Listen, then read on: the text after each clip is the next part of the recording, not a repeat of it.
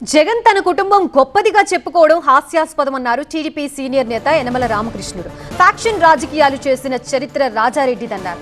జగన్ కి కూడా తాత జీన్స్ వచ్చాయని ఆరోపించారు. చంద్రబాబు నాయుడు వ్యక్తిగతంగా కూటమి ప్రభుత్వాన్ని వ్యక్తిగతంగా విమర్శించడం అనేటువంటి రాజకీయాల్లో ఒక కొత్త పాత్రను పోషిస్తూ ఉన్నాడు జగన్మోహన్ రెడ్డి. ఇది సరి అయినటువంటి విధానం కాదు ప్రతిపక్ష నాయకుడికి. విచిత్రం ఏంటంటే నాకు జగన్మోహన్ రెడ్డి చెప్పుకుంటాడు, నేను చాలా గొప్పవాడిని, మాది చాలా మంచి కుటుంబం,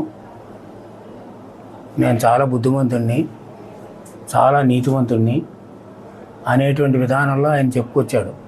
ఆయన స్పీచ్లోనూ ఉంది, ఆయన ప్రెస్ మీట్లో. ఒక్కసారి ఆయన చరిత్రకి వెళ్ళే ముందు వాళ్ళ ఫ్యామిలీ చరిత్రకి వెళ్తే అర్థమవుతుంది అసలు ఫ్యామిలీ ఎటువంటిది అనేది. వాళ్ళ తాత చాలా మంచివాడు, రాజారెడ్డి చాలా మంచివాడు, నాకు నేర్పాడు. మా నాన్న చాలా మంచివాడు, నాకు అన్ని విషయాలు నేర్పాడు, రాజకీయ నాయకుడు ఎలా ఉండాలో నేర్పాడు అనేటువంటి విషయంలో మాట్లాడాడు. నేను ఒక్కటే అడుగుతున్నా, అసలు కడప జిల్లాలో ఫ్యాక్షనిజం అనేటువంటి పెట్టింది రాజారెడ్డి ఫ్యామిలీ కాదా?